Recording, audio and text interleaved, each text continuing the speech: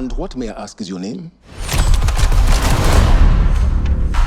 When you think of me, you should think of fire. We're Hi, rolling. David. How are you? Good, Nadia. How you doing? Good, good. Nadia here from Big Old Belt Media. Excited to chat with you. And first, congrats on landing the Chalino Sanchez biopic. Oh, thank you. And yeah, and you have Splitsville, Ballerina coming up. So you have a lot of exciting projects. So in Ballerina, you play Eve's protective and devoted father, Javier. What can you tell us about young Eve's world, the Macarro family, and how you think the production is bringing something new to John Wick fans? Well, I think the perspective that, there are people that don't want their kids to follow in their own footsteps is a moral decision I feel that we all can relate to. And in the same way where, John Wick in the first few films, he was trying to get out to have a normal life.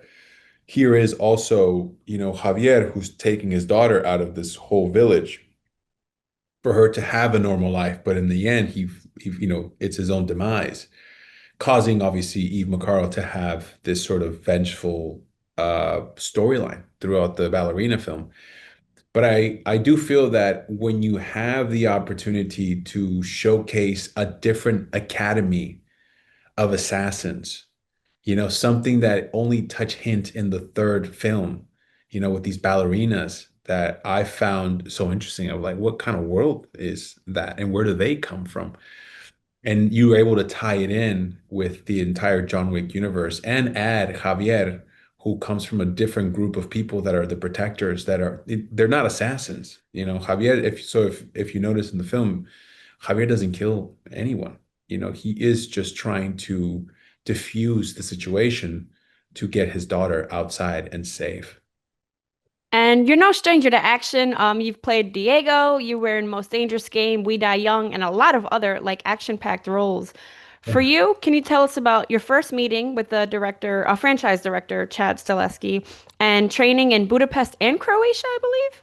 Yeah, yeah. So I got to so I met Chad and Len, the director, in different places. So Chad I met over a Zoom as a sort of like an informal meeting, to him discussing about Javier and where he wanted to take the franchise, and sort of just said, "Do you want to come to Budapest and train?" And I said, "Yeah, of course." Hell yeah. So then I went and when I went to Budapest, when I landed the day I landed, I met Len, and with Len it was sort of the discussion of like, okay, who is Javier? How do you see him? How do I see him? And what is the sort of the sort of the clear through line to make him as poignant as possible as a father, as a caring father who's trying to protect his daughter. And yeah, so we shot a lot well, training was in Budapest specifically, and then we shot a week in Budapest. I trained for 4 weeks, shot for a week, and then the entire fight basically took place in Budapest, and then went to Croatia to shoot pretty much everything else. The exteriors, the dancing, the death, so all of that was real. It was no green screen. It was literally like we caught sunsets and sunrises. I mean, mostly sunsets. And I've heard you do your own stunts. What kind of rigorous training was involved for this film, and what kind of action sequences do you think can Sven expect? And to perform like safely, how was it working on set? Well, I think in terms of training, it's learning how to be able to fall was like one of the, I guess the most, it wasn't that even that obvious. It was just kind of like, wait, I got to learn how to fall. And they're like, wait, I don't know how to fall safely. And so learning how to fall to sell it, to make it look like it hurt is an art in itself. And I feel like when I watch the John Wick films, a lot of it is watching Keanu get hurt, Oh, and that's when you really believe it. You're like, oh, he's really getting hit. He's really throwing himself.